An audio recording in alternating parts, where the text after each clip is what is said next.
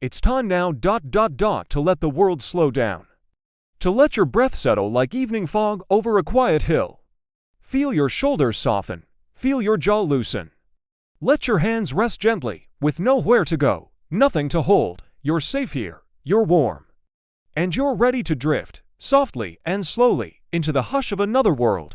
Let the sounds of the day grow quiet. Let your thoughts, like falling petals, drift down, one by one, until all that remains is the soft rhythm of your breath. And the story I will whisper into your dreams, our story tonight, begins beneath the old sky in a time long ago when stars were mapped by candlelight and stories traveled on the wind. Our story begins in a garden, hidden behind the ivy-covered walls of a crumbling abbey. There, beneath the cool sweep of the moon, an old herb wife tends her garden by starlight. Her name is Elsha. She walks slowly, her feet wrapped in soft leather shoes, her skirts brushing against chamomile and creeping thyme. Each step is unhurried, each breath filled with the scent of something old, something green, and something just a little bit magical. The garden she tends is not large but oh, how it breathes. Soft leaves curl under the weight of dew. Lavender hums with the faintest echo of bees who visited earlier. Tall stalks of sage catch the breeze like small gray flags, and sweet marjoram brushes against the sleeves of her woolen shawl. She hums, just a little, a tune older than the abbey stones as she pinches a bit of mint between her fingers. Mint for clarity rosemary for dreams. She whispers the old sayings, not to teach, but to remember. The moonlight kisses her silver hair as she moves, her fingers stained with the green of leaves and the brown of soil. She doesn't need to see her hands know the shapes of the plants, as well as she knows the bones in her own palms. Tonight, she gathers valerian root, soft and knotted like sleeping snakes. She ties bundles of lavender together with twine. And gently she touches the white blooms of meadowsweet, just now beginning to open, their scent like honey and rain. A small, wooden bench rests beneath the boughs of a crooked apple tree, and Elsha settles onto it with a soft sigh. In the abbey beyond, the stone walls glow faintly in the moonlight, but no bells ring anymore. Only the rustle of the garden, and the song of crickets in the hedges. She closes her eyes, and remembers what the villagers used to say: place rosemary beneath your pillow, and your dreams will carry you forward. Place time on your doorstep, and no ill spirit shall cross. Place elderflower in wine, and sickness shall pass like fog in morning. She smiles and breathes. Above her, the sky turns slowly. The stars glimmer like scattered seeds, and in the warm silence, the herbs begin their slow release. A lullaby of scent lavender poppy chamomile The villagers call her the herb wife. But once, she had another name. She doesn't say it anymore. Not because she has forgotten, but because it no longer matters. In the garden, she is simply Elsha. Here, time softens like butter in the sun. Here, every moment is as still as a page in a closed book. Now Can you smell it? The faint, lemony whisper of balm? The sleepy, honey-thick air of blooming hawthorn? The earthy breath of fresh-turned soil? Let those scents curl around your thoughts. Let them settle into the corners of your chest, as soft as wool, as light as feather. Elsha leans forward and opens a small wooden box beside her bench. Inside are parchment bundles, tiny clay pots, and dried petals, each carefully labeled in faded ink. She takes out one, Papaver somniferum, the milk of the white poppy. In medieval times, you see, this was prized not only for its beauty, but for its use as a gentle sleep tonic. Too much would pull you deep into dreams. But just a whisper of it just a whisper. And you would drift, soft as a petal, into the arms of sleep. Elsha mixes a few grains with warm milk, stirring in a touch of honey and a pinch of crushed lavender.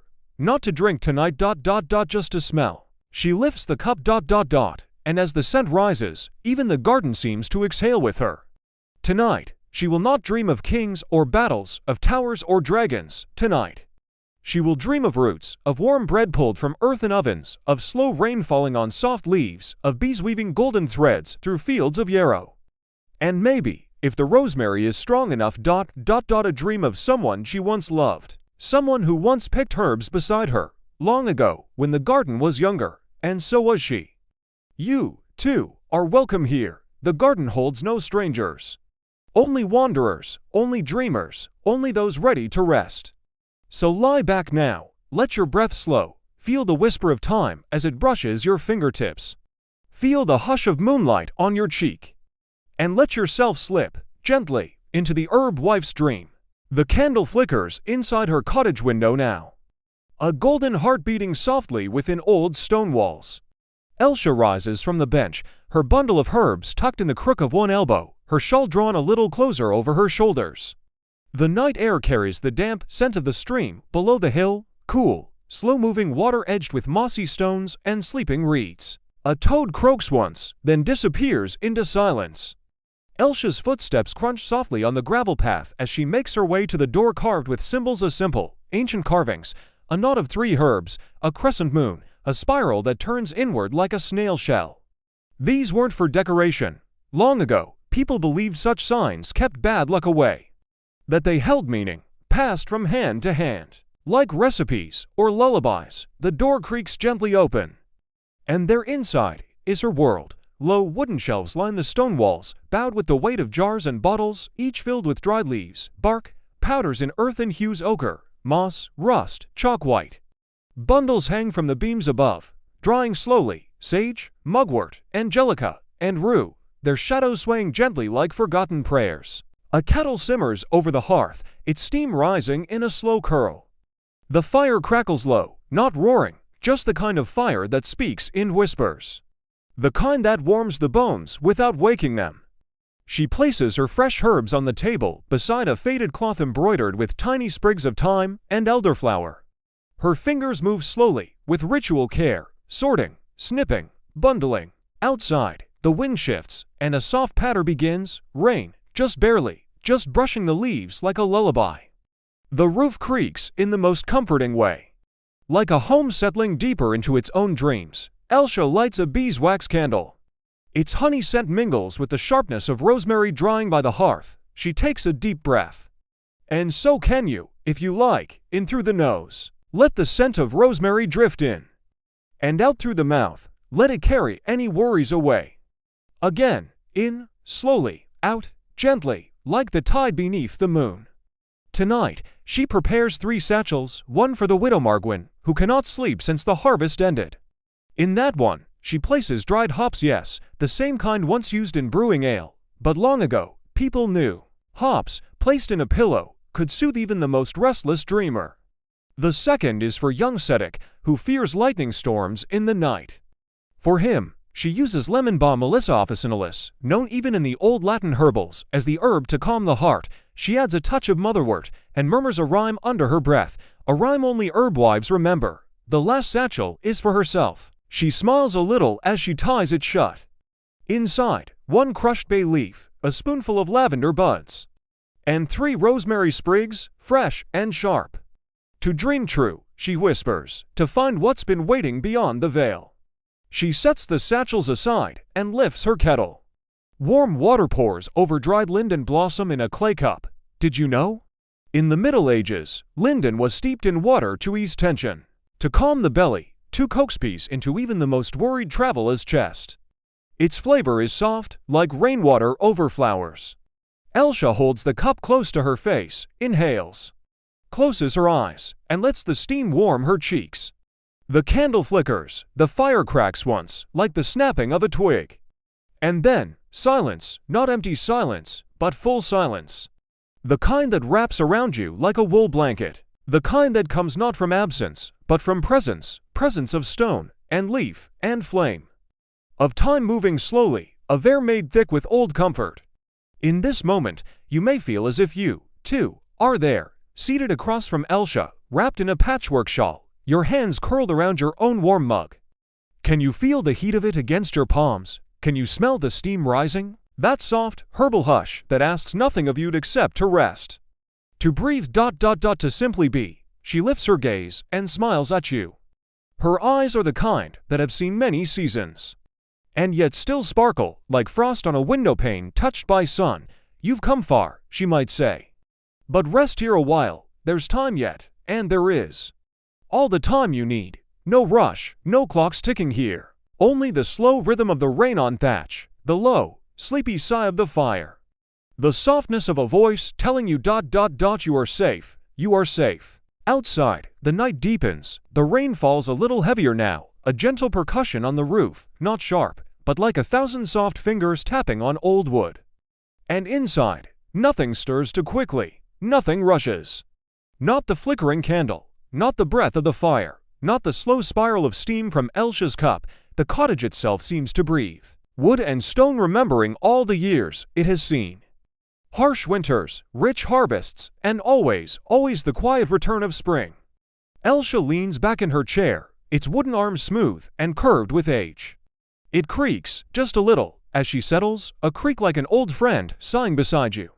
From a small drawer in the table, she takes a worn leather-bound book, her herb journal, filled with delicate script and smudges of pressed petals.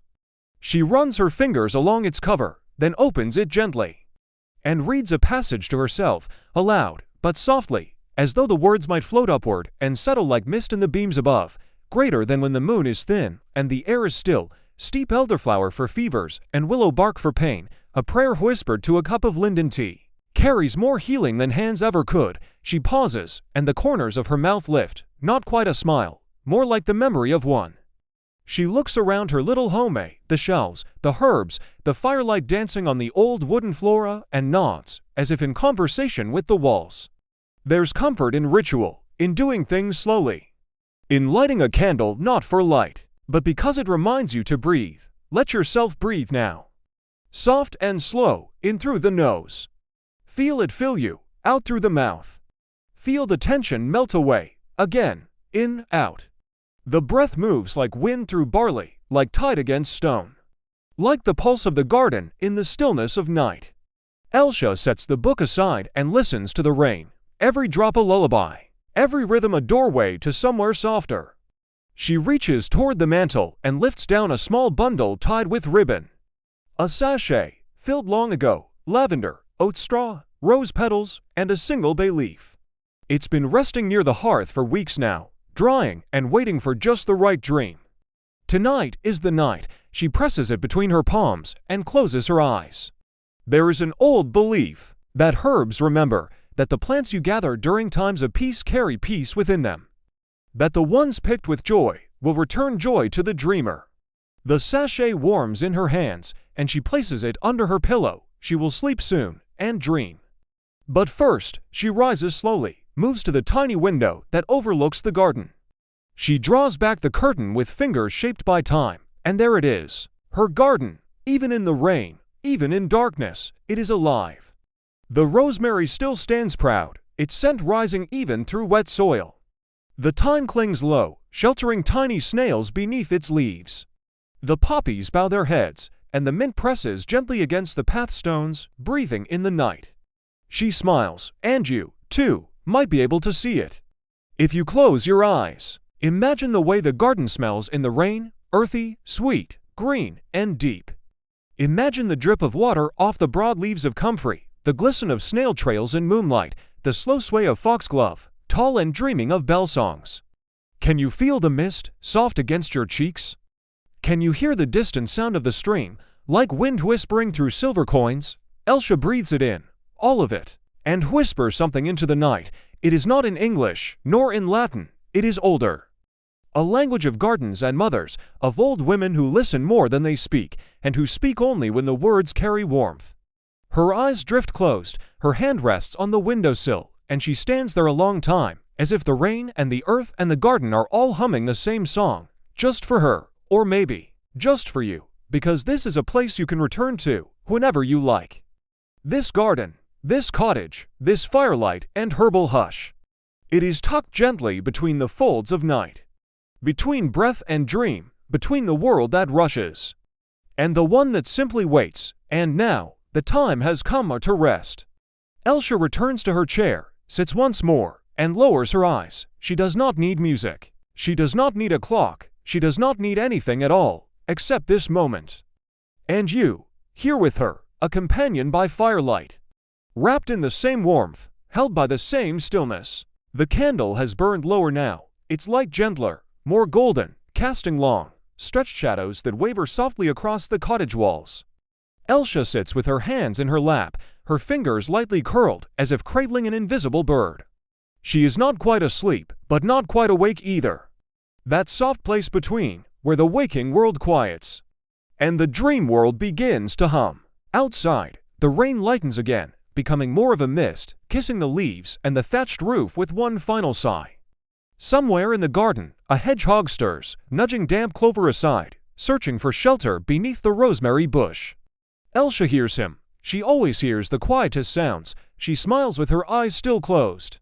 He always comes when the air smells of lemon balm, she murmurs to herself. And sure enough, the scent lingers now soft, citrusy, clean, like a promise that sleep will come gently tonight.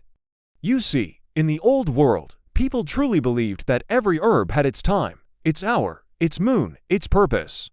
Some were gathered only at dawn, others only in shadow. And some like lemon balmy were best when picked by hand while humming softly, not for the plant, but for the hands. To remind them to be kind, Elsha stretches slowly, like a cat warming by the hearth, and rises once more. She takes a tiny lantern from its hook near the door, lights it from the low flame of the hearth, and wraps herself in a thick wool cloak. Just one last visit to the garden. The door opens with a soft creak, and the air outside greets her like a gentle kiss. The rain has stopped completely now, and the garden glows, wet, silver-touched, lit softly by the lantern's flicker. She walks the path slowly, each step a meditation, each footfall a blessing. Beneath her shoes, the gravel is dark and wet, but it does not squelch. It holds her gently, like a welcome mat that has known her weight for decades. The air is thick with scented damp moss, sweet hay, crushed mint, and the soft perfume of night-blooming primrose. She pauses beside the rosemary and runs her fingers along its spiny leaves. A memory rises. Years ago, a young girl had come to her in tears, unable to sleep since her brother had gone to war.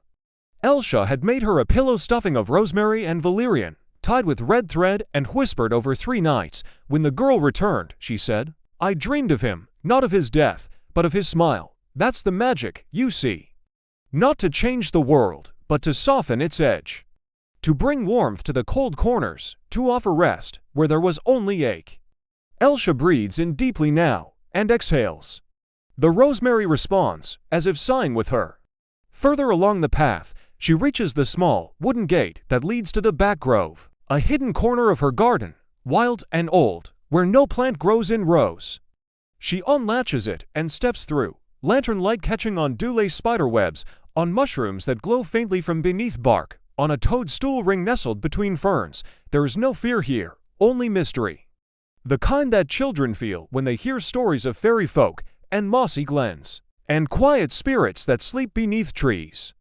And here, in the very center, grows a hawthorn tree. Bent with age, its bark split by lightning long ago, yet still it blooms, delicate white blossoms opening under the moonlight. In old tales, hawthorn was sacred. A tree of thresholds, of passage between worlds, of sleep and waking, of life, and the soft echo of what lies beyond. Elsha lowers her lantern, and for a long moment she stands in silence before the tree. Then she reaches into the pouch at her side and draws out a small bundle of dried petals gathered from the same tree last spring. She places it at the base of the trunk. Not as an offering, not as a prayer, but as a thank you. She doesn't need to say the words aloud. The garden already knows. The stars above glimmer through the gaps in the canopy, and a breeze moves through the grove, soft as a lullaby played on a harp far, far away. Elsha closes her eyes once more, and in that moment, something changes. The hush deepens, the air stills, and you, listening, may feel it too. That pause, that delicate turning, when dream begins to rise up from the ground like mist, and wrap itself around you. Let it take you by the hand. Let the breath in your chest slow, even slower now. Let the rhythm of your thoughts fade, like ripples on a pond that's been still for many years. Let yourself go soft, let yourself go warm, let yourself go quiet. The herb wife turns back toward the cottage now, her lantern swaying gently, casting soft pools of light that ripple across leaves and petals. She walks slower this time, not from age, but from presence. From soaking in every detail, the sound of the nightjar calling, the feel of the path beneath her feet, the scent of angelica rising with the dew. By the time she reaches the cottage once more, the candle has nearly gone out, and that, too, is just as it should be.